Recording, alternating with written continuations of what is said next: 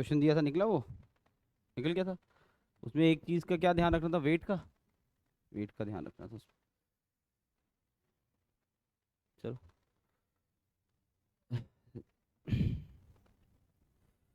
हमने अभी तक हाइड्रोस्टैटिक डिस्कस किया हुआ है, हाइड्रोस्टैटिक फोर्सेस डिस्कस किया। आज हम पढ़ने जा रहे हैं नया chapter, buoyancy and flotation.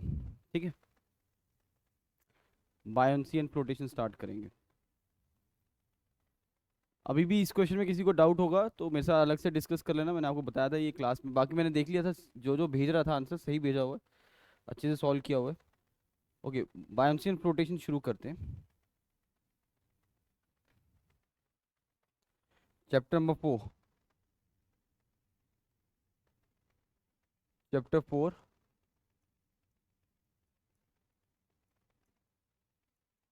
Buoyancy and flotation. Chapter 4 कर दो, बायोंसी एंड फ्लोटेशन। ठीक है। बायोंसी में बी यू ओ होता है। B, buoyancy, B, B O U O है ना, ये ऐसे ही है। Y A N C, N C, and flotation, fellow, fellow, चलो। इस चैप्टर में एक दो चीज़ें बहुत इंपॉर्टेंट है जिसका ध्यान रखना है हमने, और सबसे ज़्यादा पूछा जाने वाला टॉपिक है आपके पर्टिकुलर स्टेट एग्जाम्स के अंदर। सबसे ज़्यादा पूछा जाने वाला टॉपिक, आप आराम से एक्सपेक्ट कर सकते हो पेपर के अंदर, स्टेट जेई एई के अंदर आराम से एक्सपेक्ट कर सकते हो आप एक क्वेश्चन तो कंफर्म्ड, मतलब दोनों अलग अलग एग्जाम्स की बात करो, कि बायोंसी एंड फ्लोटेशन से easily you can expect one question. ठीक है। तो नाम से क्या समझ आ रहा है? What is buoyancy, what is flotation? क्या समझ आ रहा है? Any idea? क्या समझ आ रहा है बायोंसी एंड फ्लोटेशन से आपको?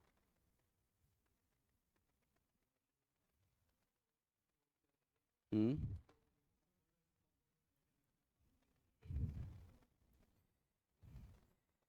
मतलब आप कह रहे हो कि अगर एक चीज पानी के अंदर है तो उस पे पानी भी कुछ फोर्स लगाएगा उसके अपने वेट के ऑपोजिट डायरेक्शन में, वेट काउंटर बैलेंस करने की। जैसे उसका वेट नीचे की तरफ लग रहा है तो डेफिनेटली इसका मतलब उसका जो वाटर वाला फैक्टर है, बायोंसी वाला फैक्टर है, वो उसके ऑपोजिट डायरेक्शन में लगेगा। पूरे चैप्टर में, आज तो चलो क्लास ही लेट होगी, तो पूरे चैप्टर में जितना आप पढ़ोगे, ये पहले 15 मिनट का कॉन्सेप्ट है सिर्फ। और अब आज जितना हम पढ़ते हैं और कल जितना पढ़ते हैं, जितना कल तक हमारा आएगा, आप देखोगे हर क्वेश्चन में कॉन्सेप्ट वाइज सेम चीज बात कर रहा है वो, बट कैलकुलेशन थोड़ी अप्रोच अलग हो रही है। अदरवाइज पूरा का पूरा चैप्टर सेम है, ये 15 मिनट के कॉन्सेप्ट के ऊपर। आपने नाम सुना होगा मेटा सेंटर के बारे में। ठीक है।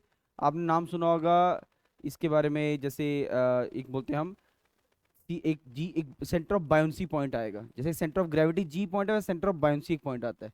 इनकी पोजीशनिंग से भी पता चलता है कि हमारा जो भी बॉडी है वो स्टेबल वाले कंडीशन में है, अनस्टेबल कंडीशन में, या इक्विलिब्रियम या न्यूट्रल कंडीशन में। ये सब चीज़ें हम यहाँ पर डिस्कस करेंगे आज। ठीक है। So paper point of view से जो पहले 4 चैप्टर पढ़े, उसमें से अगर आप बोलोगे सर किस चैप्टर का सबसे हायर प्रोबेबिलिटी है क्वेश्चन आने का, वो ये। Is that clear? That is buoyancy and flotation. Let start. Buoyancy and flotation को कैसे पढ़ना है, क्या लिखना है? ठीक है।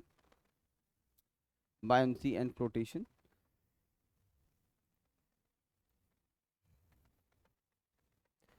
फर्स्ट पेज पे सबसे पहले यूल स्टार्ट विद एक दो इंपॉर्टेंट लाइंस, उसके बाद आगे बात करते हैं।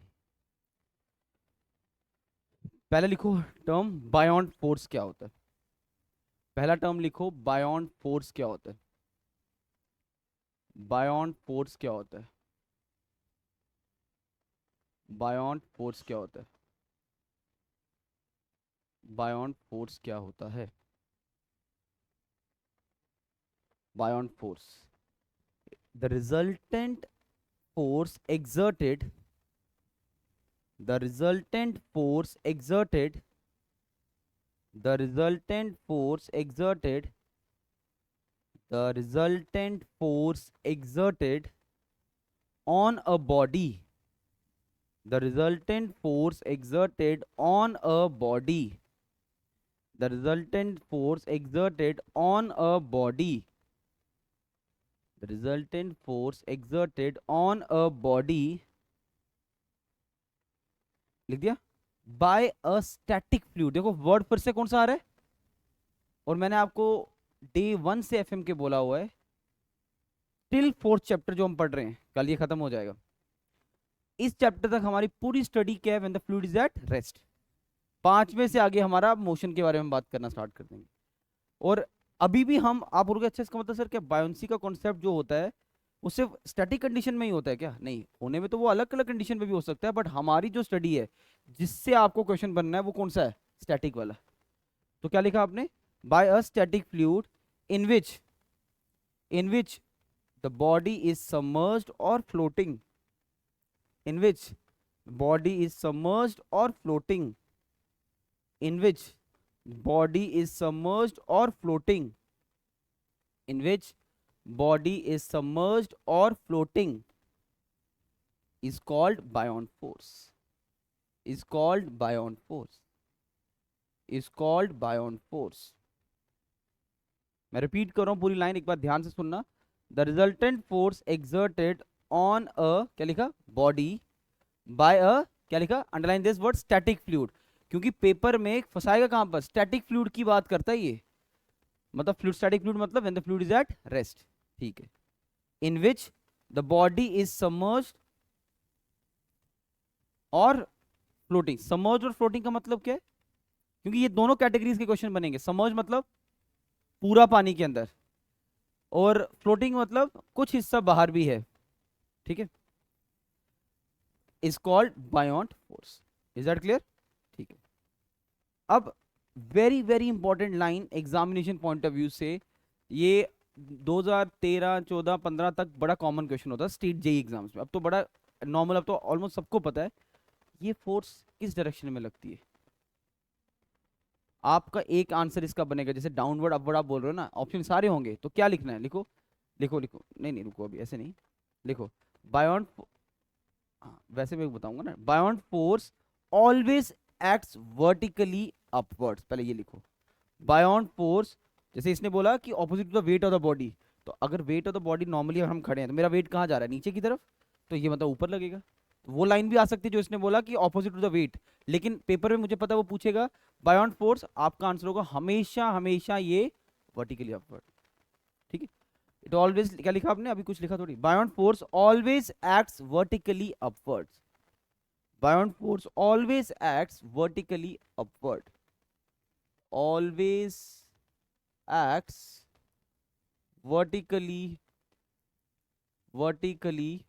upwards, vertically upwards, important point, क्योंकि वो ना इस चीज पे एम्फेसाइज करेगा पेपर में आपको। ये अगर एक स्टेटमेंट होगी it can act vertically upward, can, तो कैन के साथ ना फिर एक डाउट आ जाता है, मतलब वो दूसरा भी, तो वो आंसर गलत है। ऑलवेज वर्ड पे आपने एम्फेसाइज करना, हमेशा ये एक अपवर्ड डायरेक्शन में ही रहेगा। अब लोग सर ऐसी कोई कंडीशन हो कि मेरा वेट ऊपर की तरफ जा रहा हो, वो चीज़ हमने जब ये बायोन्सी पढ़नी है ना, ये पढ़ना ही हमने फ्लूइड के साथ एसोसिएट करके, और फ्लूइड के साथ जब एसोसिएट करके पढ़ना है तो आपका बॉडी का वेट नीचे ही जाएगा, ठीक है।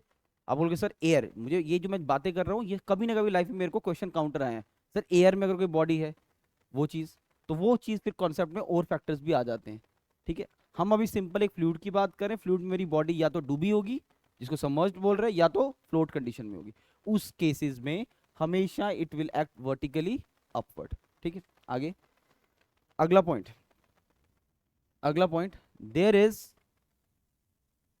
No horizontal component of resultant buoyant force, there is there is there is no horizontal component of, there is no horizontal component of resultant buoyant force on a body, no resultant horizontal component component there is no, क्या लिखा आपने? There is no horizontal component of resultant body. मैंने no resultant लिख दिया. No horizontal component, there is no horizontal component of resultant body. इसका मतलब क्या है कि आपको इस क्वेश्चन के अंदर इस डायरेक्शन में कोई भी कंपोनेंट नहीं दिखेगा बायोन्सी का. वो सिर्फ किस डायरेक्शन में दिखेगा आपको? वर्टिकल डायरेक्शन में दिखेगा. ठीक है, ओके. नेक्स्ट, आगे सुनो अगली स्टेटमेंट. कहाँ से आ गया एटमॉस्फेयर? इसमें तो एटमॉस्फेरिक प्रेशर की बॉडी पानी के अंदर है उसका प्रेशर है, बस वही है. आगे लिखो, अभी मैंने डायग्राम बनानी है. आगे लिखो. Let there be a submerged body of volume. Let there be a submerged body of volume. Let there be a submerged body of volume. Let there be a submerged body of volume. Let there be a submerged body of volume. V, capital V. Capital V. Capital V.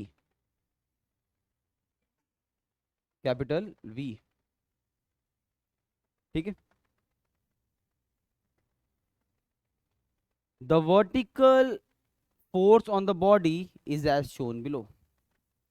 The vertical force on the body is as shown below. The vertical force on the body is as shown below. The vertical force on the body is as shown below.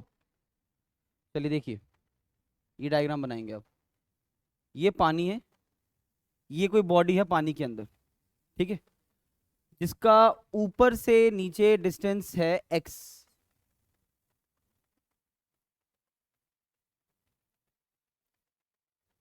यहां से लेके यहां तक का distance है x. तो ऊपर था, यहां तक का डिस्टेंस मान लेते हैं. ऊपर से तो x है, ये है, इसको लिख लेते पहले, ये है h. तो टॉप से बॉटम तक का डिस्टेंस कितना हो गया? h plus x plus x. ठीक है, जल्दी से.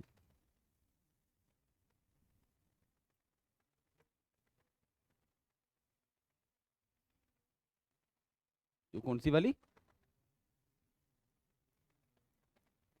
कौन सी? वर्टिकल. हाँ, वर्टिकल हाइड्रोस्टैटिक फोर्स कौन सी होती है? वो तो कर्व बॉडी वाली बोल रहे हो? नहीं. हाँ, उसमें जो हाइड्रोस्टैटिक फोर्स लगेगा, हाँ, वो उसके वेट के बराबर होगा. बिल्कुल. ये मैंने एच कंपोनेंट बनाया जो इधर इधर से सेम लग रहा है. अब इस टॉप सरफेस पे जो प्रेशर आ रहा है, इस टॉप सरफेस पे जो प्रेशर आएगा, ध्यान से देखना समझना इधर. इस टॉप सरफेस पे जो प्रेशर आएगा वो प्रेशर कितना होगा? सुनो, प्रेशर कैसे निकालते हैं? रो इंटू जी इंटू एच. एच इस केस में टॉप प्रेशर, टॉप वाले पे क्या है? एक्स. Very good. तो टॉप, अभी लिखना कुछ नहीं, पहले सुनो. टॉप पे कितना प्रेशर आएगा? That is rho into ji into X. Rho into ji into X. अभी कुछ नहीं लिखना, सुनो. बॉटम पे कितना प्रेशर आएगा? रो इंटू जी इंटू एच प्लस एक्स इन. अच्छा, ये आ गया. इसी में मैं बोलूं टॉप पर कितना फोर्स आएगा? प्रेशर से जो फोर्स बन रहा है वो प्रेशर इंटू एरिया. अब ये बॉडी है, इमेजिनेशन स्ट्रॉन्ग करना. मैं ये जो बनाऊंगा ये हटा दूंगा अभी. ये जो बॉडी है ये ऐसी होगी ना, ये ऐसे करके ऐसे करके ऐसी बॉडी होगी. और ये जो बॉडी है, एरिया तो सेम ही रहता है. ऊपर वाले एरिया पे प्रेशर लग रहा होगा पूरे. इनटू जब वॉल्यूम मैंने इसका आपको v बताया है, वो वॉल्यूम किसके कैसे निकलता है? एरिया को हाइट से मल्टीप्लाई करके. Area into third dimension. तो एरिया तो ऊपर सेम ही रहेगा. ये हटा रहा हूं.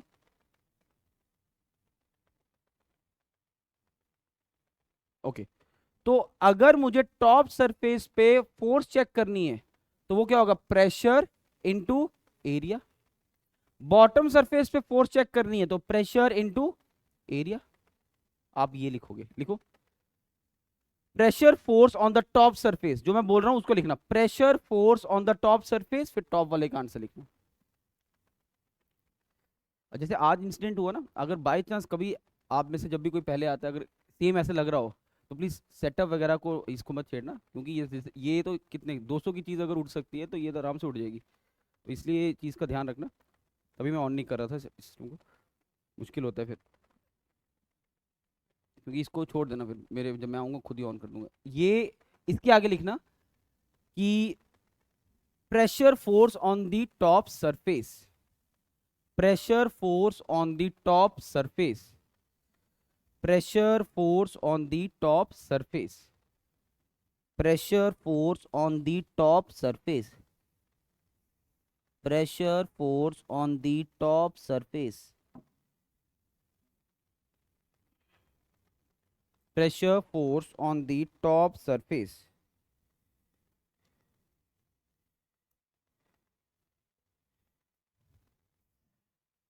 कितना लिखा pressure force on the top surface? Rho g x into area, rho g x into area. आगे pressure force on the bottom surface, pressure force on the bottom surface, pressure force on the bottom surface, pressure force on the bottom surface, pressure force on the bottom surface, pressure force on the bottom surface। कितना होगा? Rho g h plus x into area. लिख दिया? इधर देखो, ध्यान से देखना क्योंकि ये बड़ी इंपॉर्टेंट चीज है। टॉप सरफेस पे जो प्रेशर लग रहा था वो प्रेशर, सॉरी जो फोर्स लग रहा था वो F1 ये आ गया जो मैंने लिखा। बॉटम सरफेस पे जो प्रेशर लग रहा था वो ये आ गया। अब दोनों को देखें तो आप खुद देख के बता दो, दोनों के डाटास को देख के ज्यादा प्रेशर कहाँ पर लग रहा है? ज्यादा फोर्स भी वहीं पे लग रहा होगा, क्योंकि एरिया तो सेम है, सिर्फ फर्क किसका है? एच माइनस एक्स का। तो कोई पूछे आपसे अब नेट प्रेशर फोर्स कितना होगा, इन दोनों का डिफरेंस करेंगे। आप इस वाले फोर्स को F1 नाम दे दो, इस वाले फोर्स को F2 नाम दे दो। लिखो इसके next line, net upward force on the body, net upward force on the body, net upward force on the body, net upward force on the body, net upward force on the body, net upward force on the body due to water forces, due to water forces, due to water forces is, देखिए board पे यहां लिख रहा हूं F2 minus F1 equal to rho g, दोनों में common था, एक में था H plus x into area, minus rho g दूसरे में था x इंटू एरिया। यही था। रो जी दोनों में देखा जाए तो x इंटू ए कॉमन आएगा, कट जाएगा, तो सिर्फ क्या रहेगा पीछे? h into area. तो रो इंटू जी इंटू एच इंटू एरिया, इसको क्या लिख सकते हैं हम? Volume. h into area, area into third dimension मुझे क्या देता है? वॉल्यूम। फिर से देखो, नेट फोर्स, नेट फोर्स, रो इंटू जी को मैं गामा बोल सकता हूं, और गामा को मल्टीप्लाई किससे करना है? वॉल्यूम से। गामा इंटू वॉल्यूम वेट हो गया। इसका मतलब जो नेट अपवर्ड फोर्स लग रहा है वो कहीं ना कहीं वो वेट ऑफ द बॉडी के बराबर है। बट मैं अगर बोलूं, जो मैंने अभी लाइन बोली है मैंने आधी सही नहीं बोली है। फिर से सुनो, इसमें क्या करेक्शन करना होगा। मैंने बोला, मैंने यहां पर चेक किया, दिख रहा है आपको यहां पर? नहीं दिख रहा? अब दिख रहा है? ओके। मैंने यहाँ पर जो लाइन बोली उसको ध्यान से सुनना। मैंने बोला कि ऊपर से जो नीचे प्रेशर लग रहा, फोर्स लग रहा था ये था, नीचे से ऊपर लग रहा था वो ये था। नेट इनका चेक किया, डिफरेंस किया, तो मेरे पास जो नेट फोर्स आया वो ये आया, जो किस डायरेक्शन में लगेगा, ऊपर की डायरेक्शन में। और वो किसके बराबर, रो इंटू जी इंटू वॉल्यूम के बराबर। रो इंटू जी को मैं क्या लिख सकता हूं, गामा। गामा इंटू वॉल्यूम क्या होता है, वेट। तो अगर मैं आपसे पूछूं कि जो नेट अपवर्ड फोर्स लग रहा है वो किसके बराबर है, इक्वल टू वेट ऑफ किसका, मैं बोलूंगा बॉडी से ज्यादा कुछ और वर्ड यूज करो ज्यादा बेटर है, वेट ऑफ द लिक्विड, अभी वो बात ही नहीं, lake of the submerged body. अगर ये सारी बॉडी पानी के अंदर नहीं होती, इतना हिस्सा होता, तो फिर अलग आंसर हो जाता ना, उतना ही वेट आता फिर। बात समझ आई मैं क्या बोल रहा हूँ? पहले ये नोट करो, फिर इसके आगे मैं लाइन लिखवाता हूँ, यहां तक नोट करो फिर आगे बात करते हैं। Wait of the liquid displace वगैरह वो मैंने अभी छेड़ा ही नहीं, वो भी आगे लिखवाऊंगा मैं।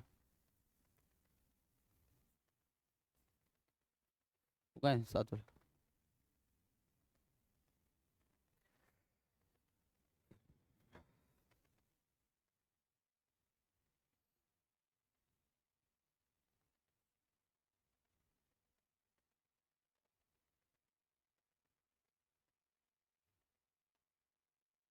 तो कल तक जितना पढ़ोगे वहीं तक। एक अगला टेस्ट होगा आपका, टेस्ट नंबर 2 टिल 4 चैप्टर का। फिर अगला अगले सैटरडे को, अगले संडे को टेस्ट होगा जिसमें आपका काइनेमेटिक्स भी आएगा, डायनामिक भी आएगा। आई थिंक ये 2 टॉपिक हो जाएंगे तब तक। चले आगे, हो गया। तो लास्ट में एक लाइन लिखनी है, जो कंक्लूजन लाइन लिखनी है, that is very very important. तो ऐसा लिखोगे आप, लिखो net upward force, net upward force, net upward force is equal to, इसी को बोलते हैं buoyant force, is equal to buoyant force, buoyant force, इसी को बायोन फोर्स बोलते हैं। एंड यही चीज किसके बराबर होती है, लिखो, इट इज इक्वल टू, जो भी ऑनलाइन भी एक लड़के ने बोला, it is equal to weight of liquid, ध्यान सुनना, displaced, weight of the liquid displaced, ये उसके बराबर होता है। Weight of the liquid displaced, weight of the liquid displaced, weight of the liquid displaced. Very very important line, very very important line, इसको पहले समझना फिर इसको। और पूरा चैप्टर इसी पे बेस्ड है।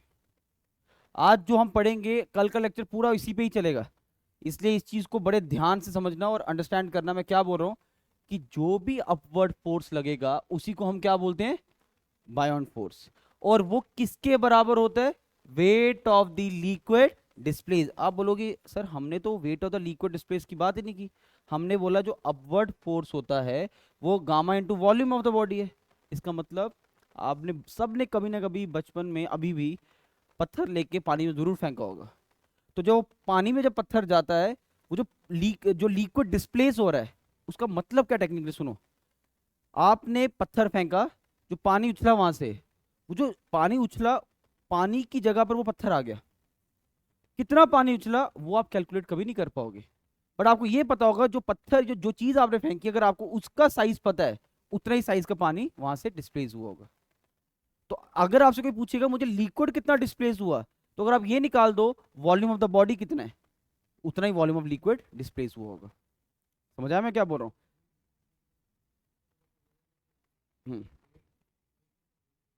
वेट नहीं पता चले, हम वॉल्यूम निकालेंगे, वॉल्यूम को फिर उसके लिक्विड की डेंसिटी से मल्टीप्लाई कर देंगे। हम्म हम्म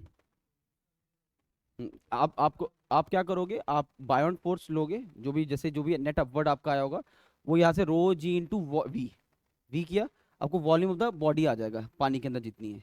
और जो फॉर्मूला अभी आगे क्या लिखोगे आप, जितनी बॉडी की वॉल्यूम होगी पानी के अंदर, volume of the submerged body जो होगी ना, ये बेसिकली पानी में जो जितनी भी बॉडी आएगी वो टेक्निकली किसके बराबर होगी, वो होगी जितना उसने लिक्विड को डिस्प्लेस किया होगा, डिस्प्लेस किया होगा। अब मैं तेरे को कभी अभी इसी पे तो सारे क्वेश्चन होंगे आज हमारे। मैं तेरे को बोलूंगा अभी लिखना कुछ नहीं, जैसे उसने पूछा तो मैं बता देता हूँ। जैसे क्या कि ये बॉडी थी और ये मेरा टॉप पे पानी में था, ठीक है। अब बोलता है कि इस बॉडी के आने से कितना पानी डिस्प्लेस हुआ। तो मुझे पता है कि मैं कभी भी ये नहीं निकाल पाऊंगा कितना पानी डिस्प्लेस हुआ। मैं ये निकाल सकता हूँ कितनी बॉडी पानी में थी। और वो कैसे निकलेगा? जो भी अपवर्ड फोर्स लग रहा है वो कहीं ना कहीं किसके बराबर होता है? वेट के बराबर, रोजी इंटू वी। वहां से मैं वो वी निकालूंगा, वी को फिर मैं यहाँ से कंपेयर कर दूंगा। वो सिखाऊंगा, वो मेरे पे छोड़ दो कैसे करना है। बट वो रुको, अभी वेट करो भी, एक एक चीज को डिस्कस करेंगे, उसके बाद आगे चलते हैं। ये लाइन लिख दी ऊपर वाली, ये लाइन होगी। चलो अब ये सब टर्म्स क्या है, अभी वेट कर लो इसके लिए।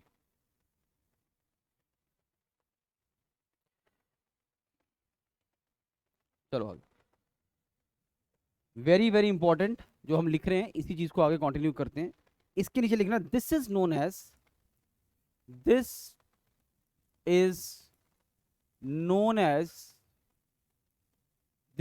As Archimedes principle. सुना होगा आपने इसके बारे में। This is known as Archimedes principle. ARCHI, ARCHIMEDES,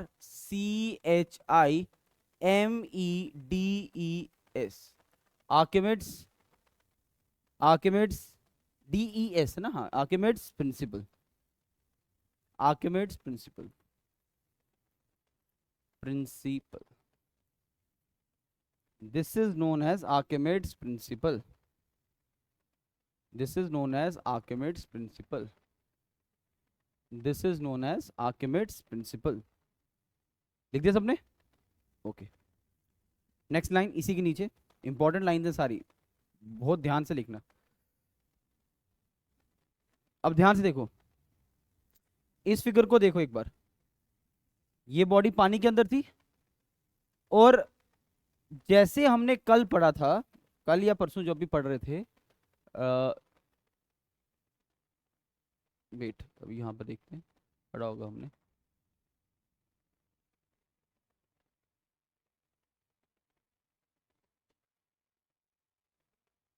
हम्म ये ये देखो, जब लास्ट क्लास में हमने हाइड्रोस्टैटिक पढ़ रहे थे, जैसे रेक्टेंगल बॉडी है, तो रेक्टेंगल बॉडी का सीजी कहाँ होता है आपको पता है? That is d/2।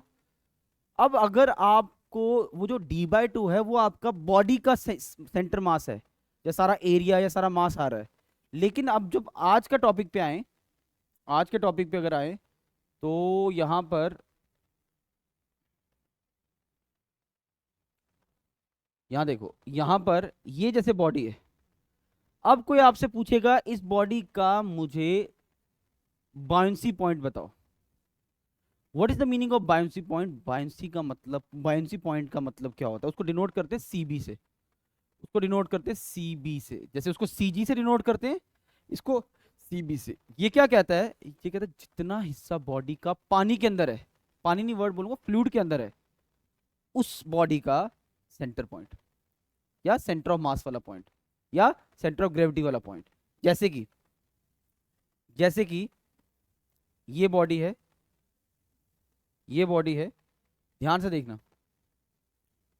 इस केस में ये बॉडी ऐसे है, इस केस में ये बॉडी फ्लूइड में ऐसे है, अलग अलग फ्लूइड मान के चलो, ठीक है। अब इस वाले केस में, पहले वाले केस में, क्योंकि इसका टॉप बॉडी का एग्जैक्टली पानी के सरफेस के साथ है।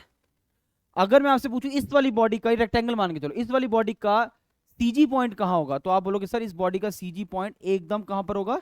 सेंटर पे होगा। अगर ये ओवरऑल डेप्थ मेरे पास कैपिटल डी है, तो वो कहां पर होगा? d/2 पे होगा। Is that clear? और इसी केस में आपसे कोई पूछेगा मुझे इसका सेंटर ऑफ बायोंसी पॉइंट बताओ, वो भी सेम ही रहेगा, क्योंकि सेंटर ऑफ बायोंसी कहता है जितना हिस्सा बॉडी का पानी के अंदर है, फ्लूइड के अंदर है, उसका सेंटर पॉइंट। समझ आया? तो इस केस में वो यहीं से जाएगा, कौन सा? Centre of buoyancy. लेकिन इस केस को देखें, ध्यान से देखना। अब मैं अलग अलग मार्कर यूज करूंगा। I will use green marker for CG point. इस केस में कोई बोले इसका सीजी पॉइंट बताओ, तो इसका सीजी पॉइंट लाई करेगा, अगर ये ओवरऑल डेप्थ है डी, अगर ये ओवरऑल डेप्थ है कैपिटल डी, तो जहां पर इस डी का सेंटर होगा वहां पर इसका सीजी पॉइंट लाई करेगा। मान लो वो पॉइंट है यहां पर। Is that clear? तो ये मेरे पास कौन सा पॉइंट आ गया? सीजी। लेकिन अब आपसे कोई पूछे कि यार इसका सेंटर ऑफ बायोंसी पॉइंट कहां पर है, वो होगा जितने हिस्सा इसका पानी के अंदर है, फ्लूइड के अंदर है, उसका सेंटर पॉइंट। मान लो वो सिर्फ है एच पानी के अंदर, तो वो कहां पर आएगा? h/2 पे। मान लो वो पॉइंट यहां पर होगा, उसे हम क्या बोलेंगे? Centre of buoyancy point. बात समझ आई? तो एक लाइन लिखो, फिर ये बनाना होगा पहले बना लो। बनाना पहले बना लो, फिर मैं लिखवा देता हूँ।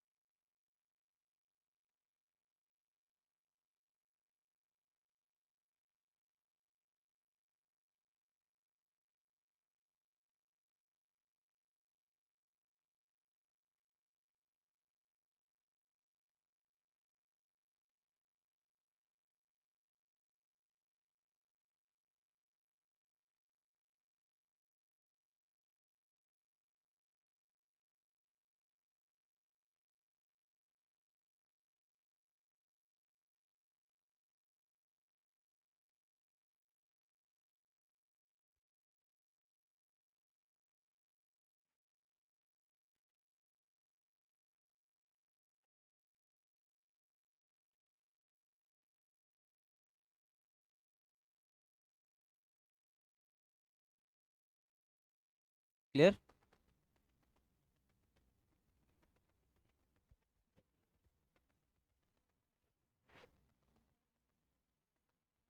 ब्लू लाइन इज वाटर सब टॉप, जहां पे पानी है।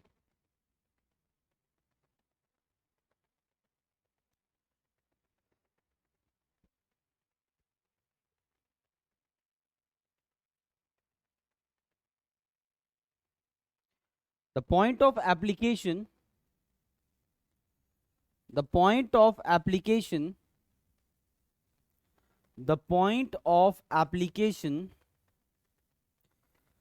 the point of application, the point of application of this force, the point of application of this force, the point of application of this force, of this force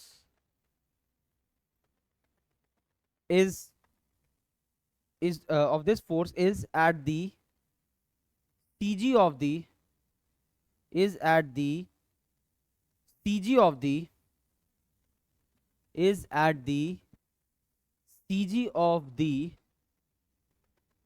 is at the CG of the displaced liquid, is at the CG of the displaced liquid, is at the CG of the displaced liquid। लिख दिया? Full stop के बाद is at the CG of the displaced liquid के बाद उसके आगे this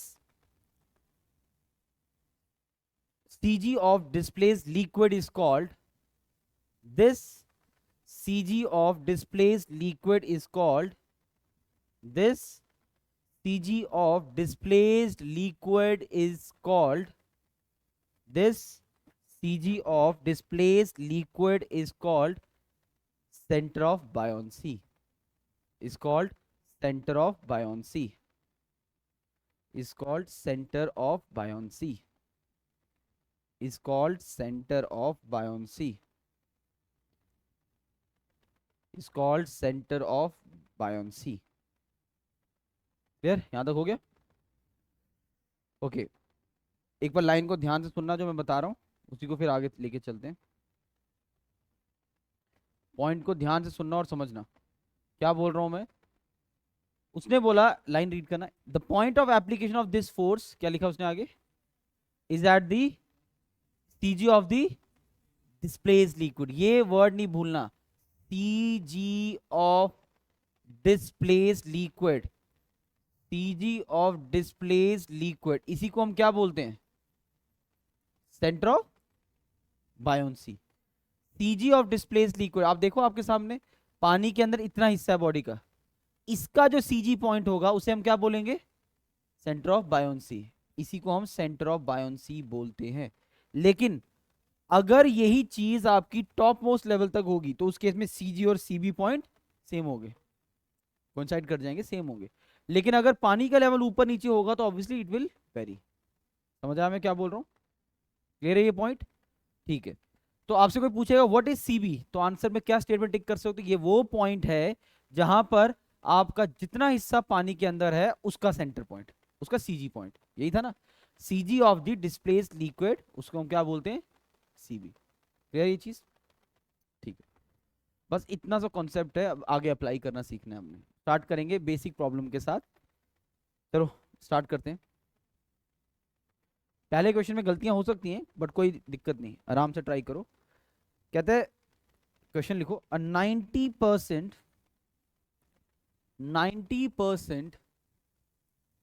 of iceberg, बर्फ का पहाड़ है, 90% of the iceberg volume is below the surface,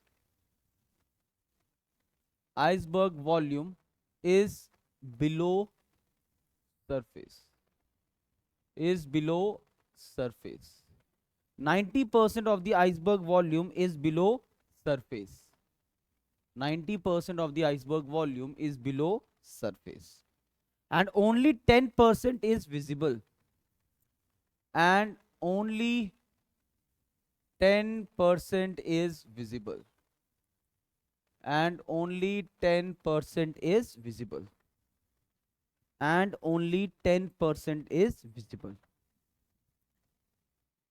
above the surface, visible above the surface, visible above the surface।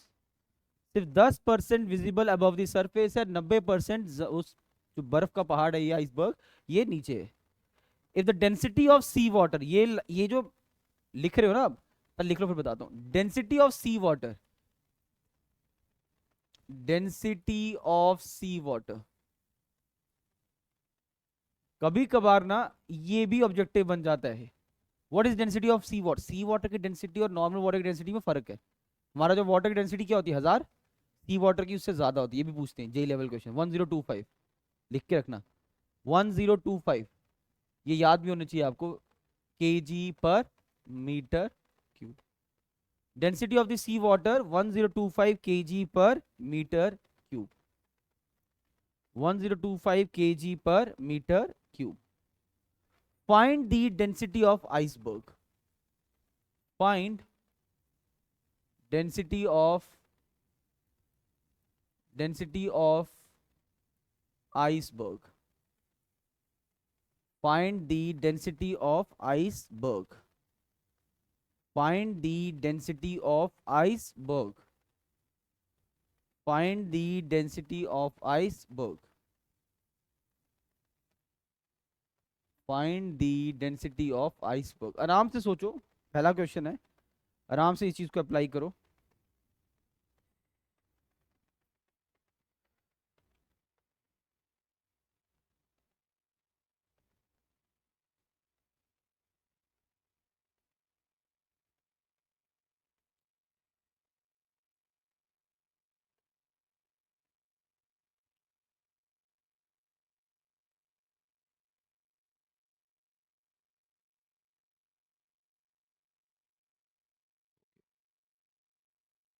Try कीजिए।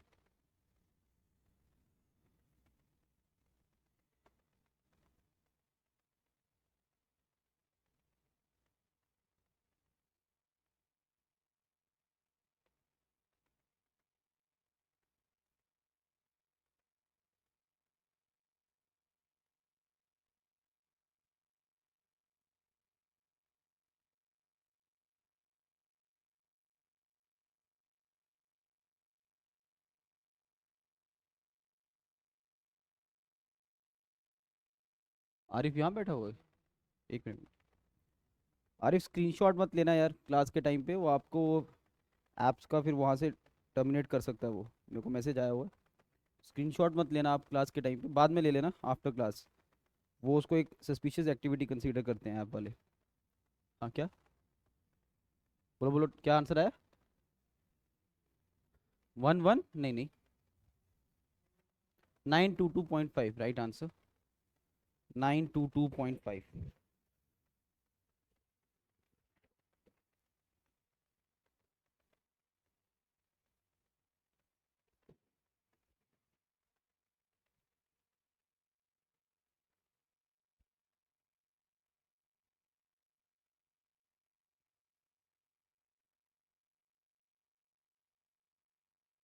देखो इधर, ये आ गया बर्फ का पहाड़।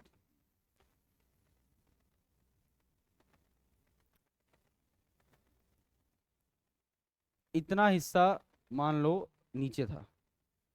90% ऑफ द वॉल्यूम कहाँ है?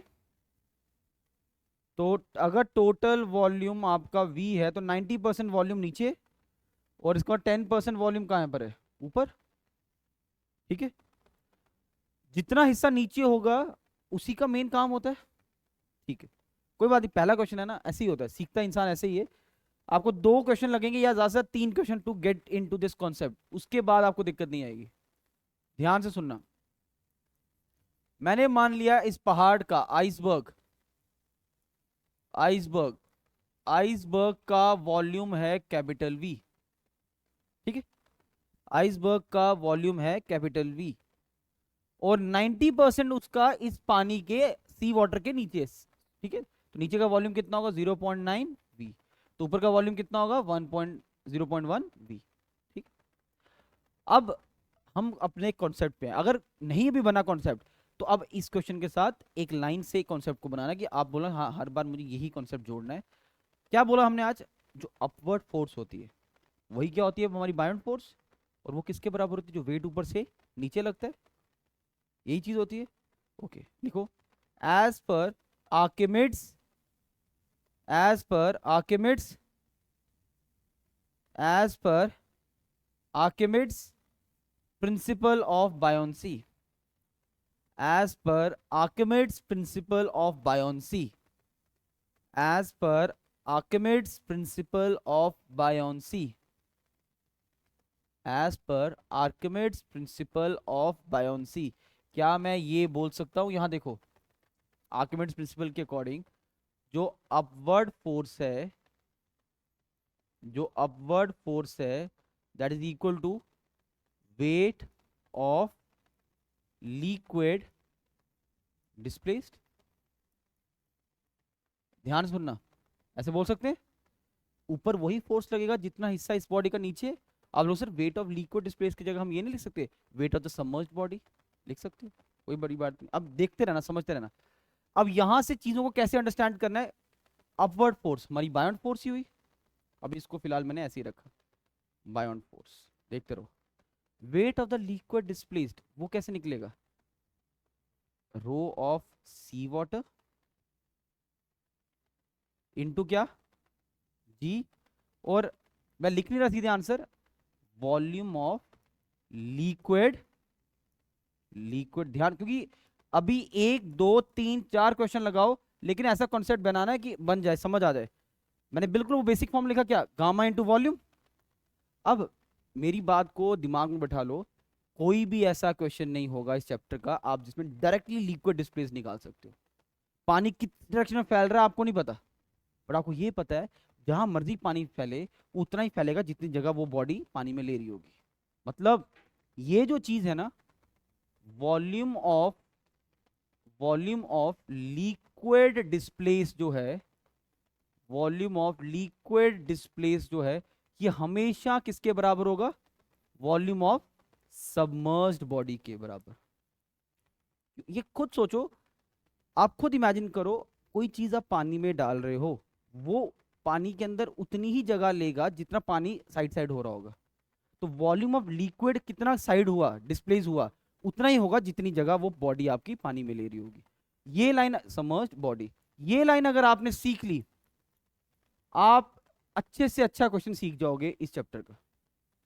कि आपको दिमाग में ये बिठा लेना है कि मैं कभी भी डायरेक्टली लीक को डिस्प्लेस नहीं निकाल सकता, मुझे पता होना चाहिए वो हमेशा उतना ही लीक को डिस्प्लेस होगा जितनी वो जगह पानी के अंदर लेगा। और पानी के अंदर वो इस सी वाटर के अंदर वो कितनी जगह ले रहा था, ये वाली जगह ले रहा है ना सी वाटर के अंदर, वो कितनी है? मैं यहां पर इसको 0.9 V लिख सकता हूँ। बात समझ आई?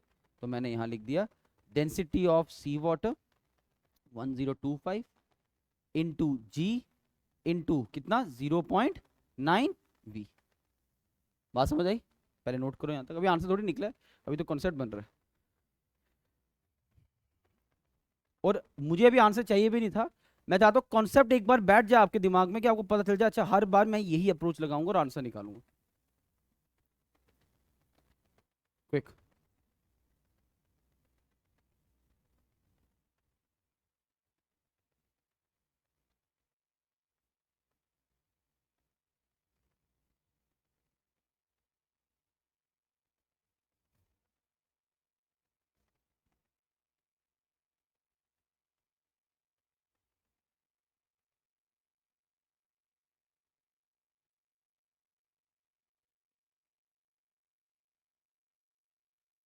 क्लियर?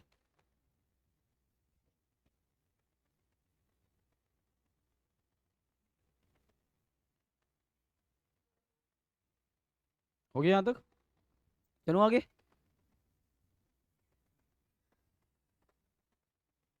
ओके, देखो आगे। तो मेरे पास ये वैल्यू आ गई। तो आपको पहला स्टेप याद रखना है कि सर ने बोला जब भी बायोंसी बेस्ड क्वेश्चन मेरे आएंगे, मैं अपवर्ड फोर्स को wait of the liquid displace के बराबर करूंगा। अपवर्ड फोर्स मतलब बायोंट फोर्स, वो मैंने अभी नहीं निकाला। और rho into sea water g into volume of liquid displace के बराबर। अब मुझे ये वाली वैल्यू लिखनी है बायोंट फोर्स की। बायोंट फोर्स किसके बराबर होता है आपने आज ही पढ़ा। ये देखो बायोंट फोर्स किसके बराबर था, जितनी वो बॉडी पूरा वेट के बराबर। सुनते रहना इस चीज को, ये फिक्स्ड है, ये हमेशा यही चलेगा। अब यहां पर लिखोगे बायोंट फोर्स के नीचे लिखना it is equal to buoyant force, कितना वेट लग रहा है ऊपर, it is equal to weight of iceberg. Iceberg. अब वेट ऑफ आइसबर्ग को क्या लिख सकते हो, आइसबर्ग की डेंसिटी, आइसबर्ग की डेंसिटी इंटू जी इंटू इंटू क्या आएगा, वॉल्यूम ऑफ किसका, iceberg. Volume of iceberg, volume of iceberg. और ये लिखा यहां पर 1025 इंटू जी इंटू 0.9 V। जी और जी कट गया, volume total volume of iceberg v है, वी और वी कट गया। यहां से डेंसिटी ऑफ आइसबर्ग मेरे पास कितना निकल के आया, that is equal to, multiply किया 922.5 kg/m³।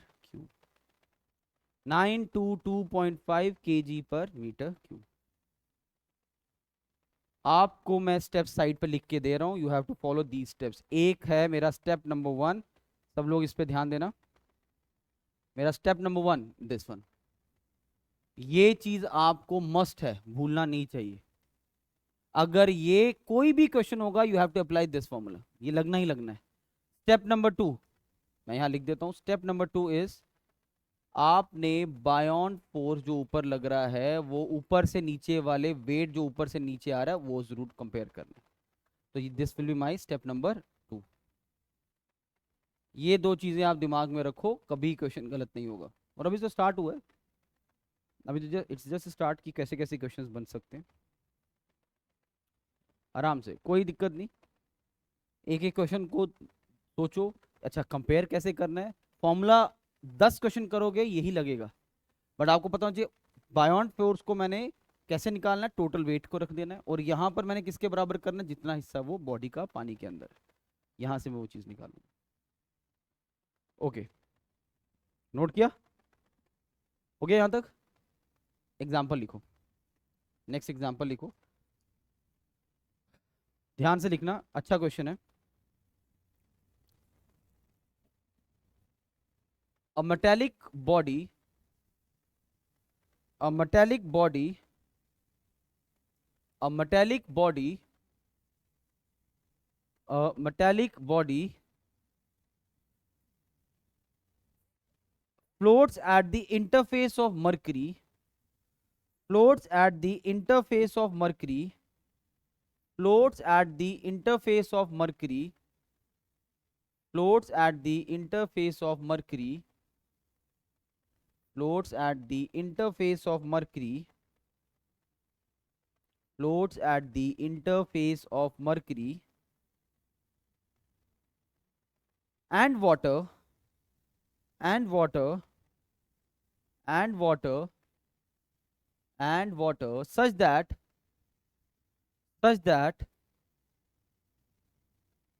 30% of its volume is 30% of its volume is 30% of its volume is submerged in mercury. 30% of its volume is submerged in mercury. 30% of its volume is submerged in mercury. 30% of its volume is submerged in mercury. And 70% in water. 70% in water. 70% in water. 70% in water. 70% in water. Find out the find out the find out the density of the metal. Find out the density of the metal. Find out the density of the metal. Find out the density of the metal. Find out the density of the metal.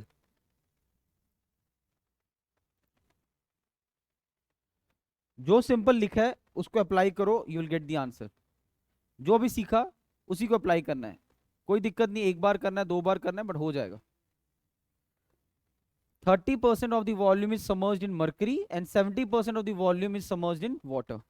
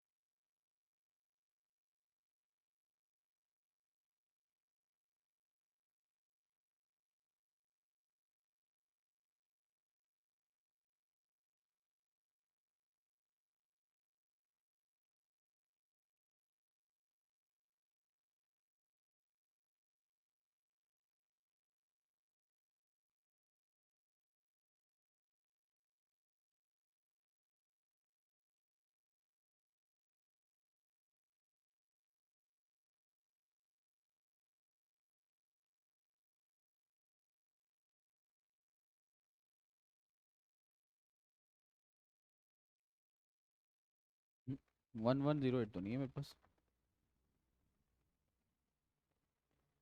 नहीं नहीं नहीं. 4780 answer निकाला online, बिल्कुल सही answer है. 4780 is right answer. 4780.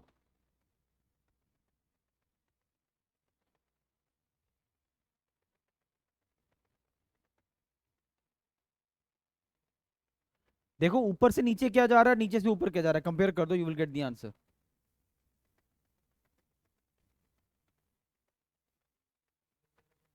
4780. 4780.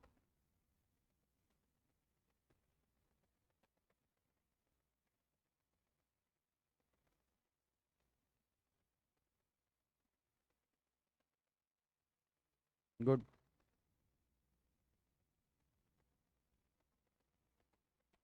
अच्छे online भी बच्चे स्पीड में निकाल रहे हैं आंसर, ऑलमोस्ट सबने निकाल लिया उधर। 4780 आंसर आ रहा है।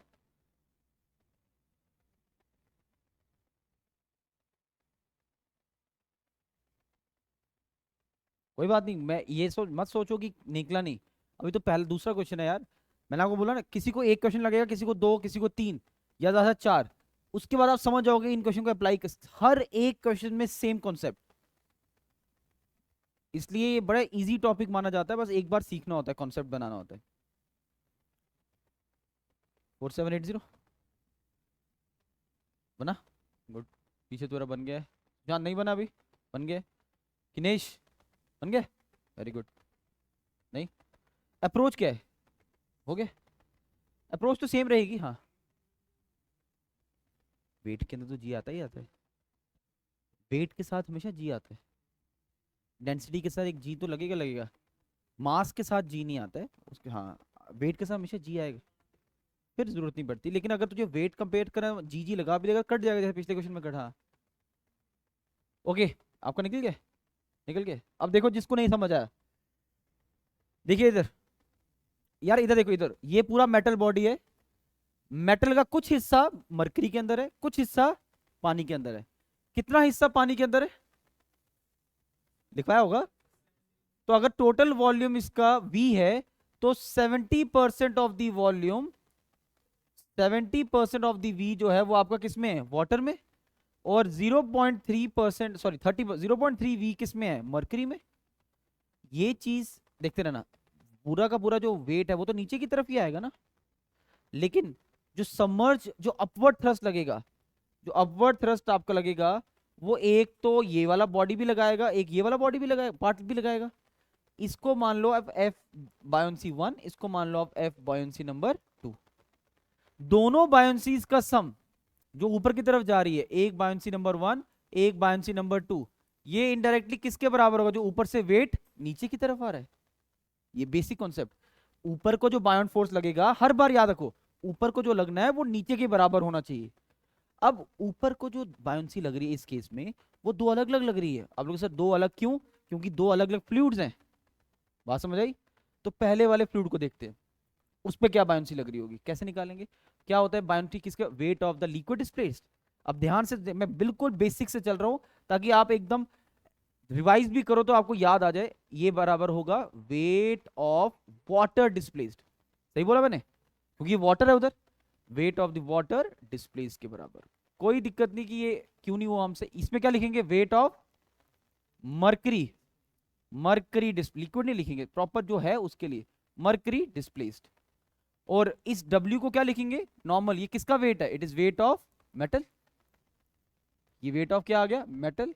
ये वेट नीचे की तरफ आ रहे हैं, ये दोनों बायोन्सीज कहां जा रही हैं, ऊपर की तरफ।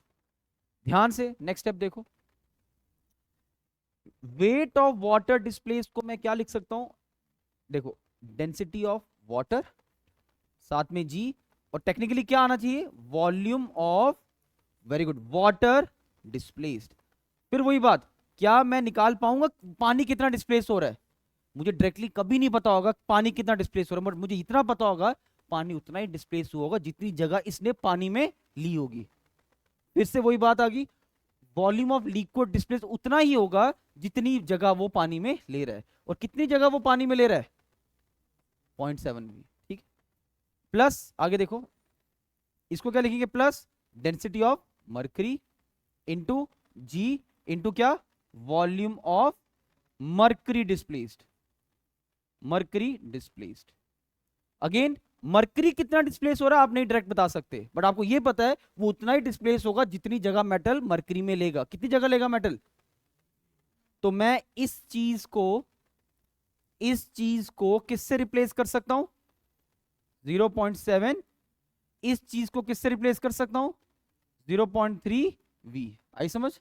अब मैं पूरी इक्वेशन लिख रहा हूं, देखते रहना। पूरी इक्वेशन लिख रहा हूं और वहां से देख लेना आप एक बार। यहां से डेंसिटी ऑफ वाटर 1000, साथ में क्या आ गया G, इंटू 0.7, साथ में क्या आ गया V, प्लस मरकरी 13.6 इंटू साथ में क्या आ गया जी, पहले सॉरी 1000 नहीं लिखा मैंने, एक मिनट, 1000 साथ में अब क्या आ जाएगा into 0.3 v।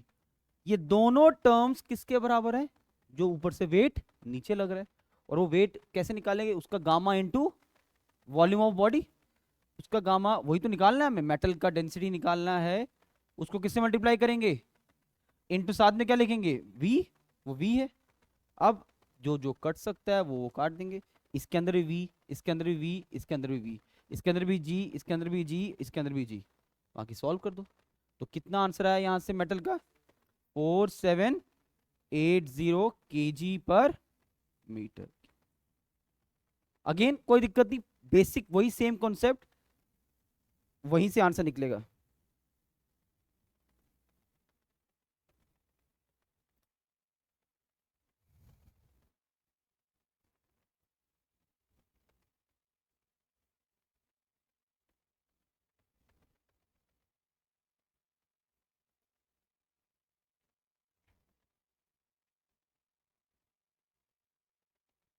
Is that clear?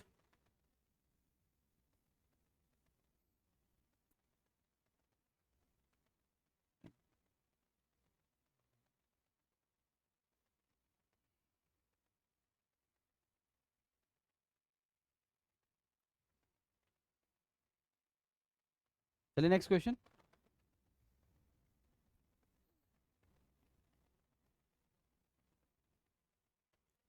Concept समझ गए क्या है? कोई दिक्कत नहीं, अब किसी को अभी समझ आ गया होगा, किसी को एक क्वेश्चन और लगेगा, कोई इसमें सेकंड थॉट लेना ही मत कि यार मेरे को नहीं पता चला। जब रिवाइज करोगे आपने फिर देखना मुझे करना क्या है, बस सीखने की क्यूरियोसिटी रखना कि मुझे सीखना है कि यार ऊपर को जो वेट बायोन्सी लग रही है वो ऊपर से नीचे वाले के बराबर है, बस इतना दिमाग में रखना। ऊपर से नीचे हमेशा क्या होगा, वेट होगा, और जो ऊपर को लग रहा है उसमें wait of the liquid displaced आएगा, और जो wait of the liquid displace आप डायरेक्टली कभी नहीं निकाल पाओगे, वो उसी के बराबर हो किसके, wait of the submerged body के बराबर।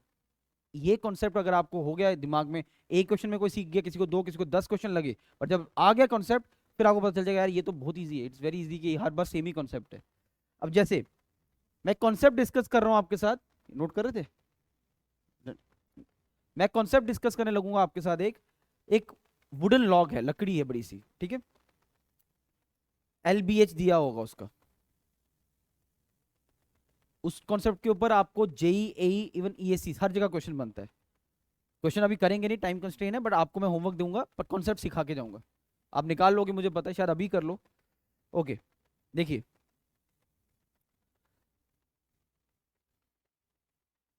आप साथ साथ लिखो क्वेश्चन की फॉर्म में। A slab of wood, a slab of wood, a slab of wood, a slab of wood, a slab of wood of size, of size, of size 1 into 1 into 0.25 meters, 1 into 1 into 0.25 meters, 1 into 1 into 0.25 meters, 1 into 1 into 0.25 meters। ये क्या दिया उसने उसको, 1 into 1, पहला L होगा, फिर B होगा, फिर H होगा, ओवरऑल तो वॉल्यूम है बट डायमेंशन भी पता नहीं होता ना लोगों को। L पहला टर्म L है, फिर अगला क्या 1 है ना, फिर से वो भी क्या, वो क्या है B है, फिर तीसरा क्या है H, वो कितना है, वो है 0 पॉइंट पूरी 0.25, मतलब एक डायमेंशन ये है, एक जो पीछे है, और एक हाइट है। क्लियर? वही जैसी आपकी नोटबुक है जैसे दिखाया था, तीन चीजें। अच्छा, डेंसिटी बताई मैंने अभी आपको, नहीं देखो, density of the body is, ये जो वुडन वुडन लिखवाया था मैंने ऊपर, हाँ, density of the wooden body is 0.55। इसकी डेंसिटी दे के रखी है, इसकी डेंसिटी दे के रखी है, डेंसिटी दे के रखी है 0.55। आपने एज ए ऑब्जेक्टिव करना है, मैं आपको कॉन्सेप्ट सिखा के अभी यहां पर ऑफ करूंगा, 0.55, ठीक है, विद द वेट ऑफ, अच्छा floats in the water, sorry floats in the water, floats in the water with the weight of, with a weight of 400 Newton on it, with a weight of 400 Newton on it. With a weight of 400 Newton on it. With a weight of 400 Newton on it. With a weight of 400 Newton on it. ठीक है, with a weight of 400 Newton on it. मतलब मान लो आप लोग ही बैठे हो ऊपर, एक लकड़ी का पीस है, फ्लोटिंग वाली बोट है, ऊपर आप लोग बैठे हो, उसका भी वेट नीचे लग रहा है। ठीक है, आगे, what is the volume of the slab submerged? What is the volume of the slab submerged? What is the volume of the slab submerged? What is volume of slab submerged? Submerged, एक तो ये objective, एक objective depth of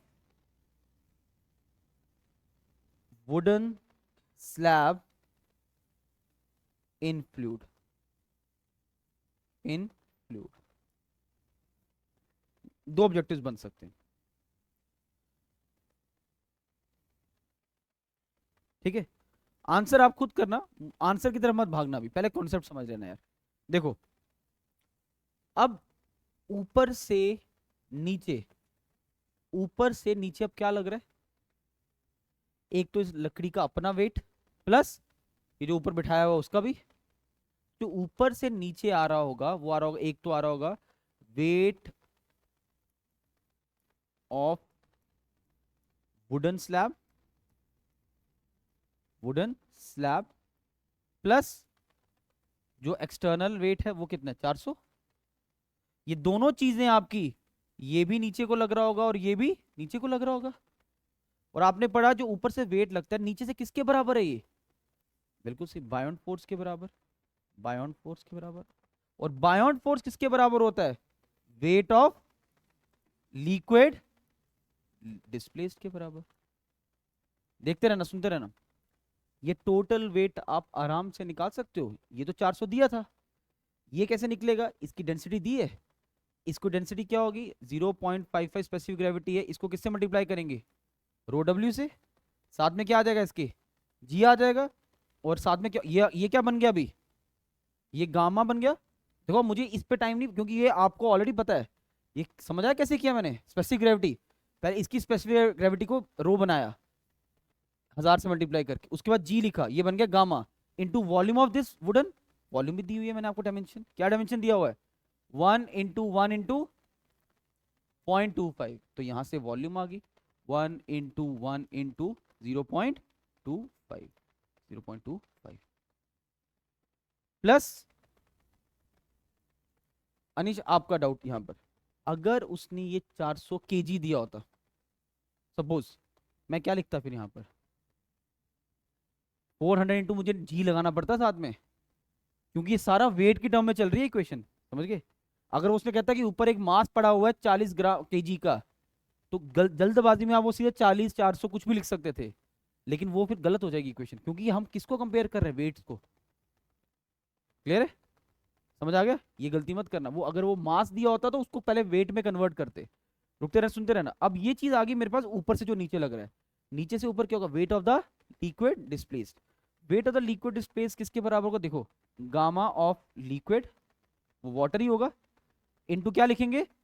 volume of क्या? Liquid, liquid समझ, liquid displaced, volume of liquid displaced. लेकिन आपको ये भी पता है कि हम वॉल्यूम ऑफ लिक्विड डिस्प्लेस्ड नहीं निकाल सकते, लेकिन हमें ये भी पता है वो उतना ही लिक्विड डिस्प्लेस होगा जितनी जगह ये पानी में लेगा, जितनी ये जगह पानी में लेगा। समझ आया? ये चीज हमेशा वॉल्यूम ऑफ लिक्विड डिस्प्लेस किसके बराबर होगा? वॉल्यूम ऑफ, इस चीज को मैं क्या लिख सकता हूं? ये किसके बराबर है? Volume of submerged body. तो मैं यहां पर इसको वॉल्यूम ऑफ सबमर्ज्ड बॉडी से रिप्लेस कर सकता हूं। ये वैल्यू मेरे पास है, ये वैल्यू मेरे पास है, ये रो गामा डब्ल्यू से, गामा लिक्विड से डिवाइड हो जाएगा। What is the volume of the slab submerged, निकल जाएगा। समझ आया? क्लियर है ये चीज? ये निकल गया। ज्यादा से ज्यादा वो एक स्टेप और आगे पूछ सकता है, अच्छा बताओ कितना हिस्सा, बताओ कितना हिस्सा पानी के अंदर है, बताओ कितना हिस्सा पानी के अंदर है, ये चीज पूछ सकते हैं। मतलब पानी के अंदर कितना डेप्थ है, वो तभी निकलेगा जब आपने एक बार क्या निकाल लिया, वॉल्यूम ऑफ सबमर्ज्ड बॉडी। फिर आप इसको एज्यूम कर लोगे क्या एक्स पानी के अंदर है। मान लो वॉल्यूम निकली आपकी सपोज 500 मीटर क्यूब, ये डायमेंशन तो फिक्स रहेगा, वो 1 का 1, पीछे वाला डायमेंशन भी उतना ही रहेगा, वो भी 1 का 1, और सिर्फ हाइट चेंज हो जाएगी, उसको क्या लिख दोगे, x. You will get the answer.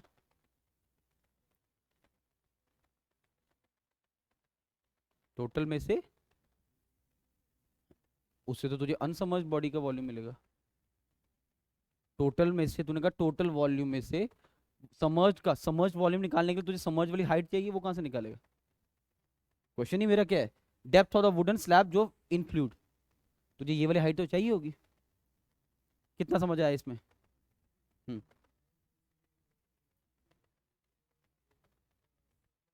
हम्म। नहीं नहीं, ये जब आप कहाँ पर, कौन सी स्टेटमेंट वहां पर। हम्म। हम्म। वेट ऑफ द, बेसिकली वो है वेट ऑफ द, देखो आपने जो बोला बायोन फोर्स जो है it is equal to weight, ये वाली लाइन बोल रहा हूँ, weight of the liquid displaced, ये ठीक है। और दूसरी लाइन वो लिखी नहीं हमने, वो हमने क्या बोलना है, जितना भी फोर्स ऊपर को लगेगा वो इक्विलिब्रियम मेंटेन करने के लिए ऊपर से जो वेट नीचे आ रहा है उसके बराबर होगा। वो वेट में मुझे टोटल वेट लेना है, टोटल लेना है। ये दो लाइनें याद, मैं कंक्लूजन लिखवा देता हूँ लास्ट में। अच्छा, इसमें कोई डाउट किसी को। कह रहे 0.55 वाला ये पूछ रहे हैं, ये बताओ इसमें आपको किसी को डाउट है ये कैसे आया। यार ये डेंसिटी जब उसने ऐसे लिखा ना 0.55, कोई यूनिट दी थी उसने आगे, चाहे उसने क्वेश्चन में डेंसिटी लिखा हो, ये डेंसिटी नहीं है, ये क्या है। आपको याद है आपके आप ही की क्लास में मैंने बोला था कि कभी कभार डेंसिटी लिख के आगे लिखता है न्यूटन पर मीटर क्यूब, वो डेंसिटी नहीं होती है, हमें यूनिट को प्रायोरिटी देनी है। अगर इसके आगे लिखा होता केजी तो हम फिर समझ जाते कि यार ये डेंसिटी है। वो बेशक उसने डेंसिटी लिखा है नाम, बट इसके आगे there is no unit, that means what is this, there is specific gravity. और स्पेसिफिक ग्रेविटी जब आपके पास हो, उस स्पेसिफिक ग्रेविटी को कैसे यूज करते हैं, ऐसे, क्लियर। उससे आप उस फ्लूइड की डेंसिटी, उस मटेरियल की डेंसिटी निकाल सकते हो। तो मैंने वही किया, 0.55 को वाटर के साथ मल्टीप्लाई किया, आई गेट व्हाट, इस मेटल, सॉरी इस वुडन पीस का डेंसिटी निकाल दिया। क्लियर। पहले ये नोट करो, फिर मैं कंक्लूजन आंसर्स आप मुझे निकाल के दे देना।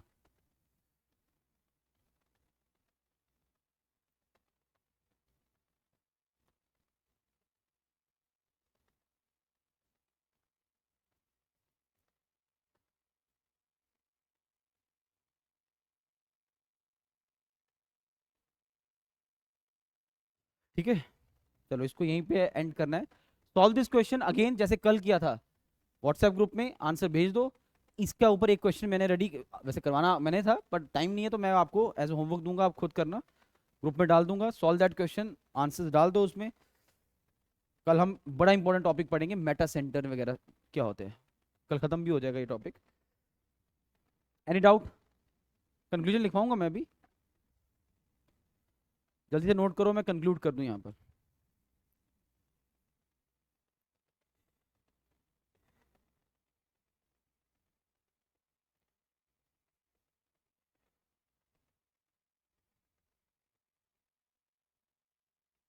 I hope it is clear. ठीक है, करो नोट, ये दोनों पार्ट आप खुद सॉल्व करोगे और कंक्लूजन लिख लेते हैं। कंक्लूजन क्या है, जब भी मुझे बायोंसी बेस्ड क्वेश्चन आए, तो बायोंसी बेस्ड क्वेश्चन के अंदर मुझे सबसे पहले लिखना है ऊपर से वेट जो नीचे लग रहा है it is equal to buoyant force. ऊपर से जैसा मर्जी वेट होगा मुझे टोटल कर देना है, और फिर बायोन फोर्स को मुझे किसके बराबर लिखना है, weight of the liquid displaced, और दोनों इक्वेशंस को मर्ज कर देना है। मैं लिखता हूँ, कंक्लूड करता हूँ, फिर आप एक बार वेट कर रहा हूँ, आप लोग लिख लो।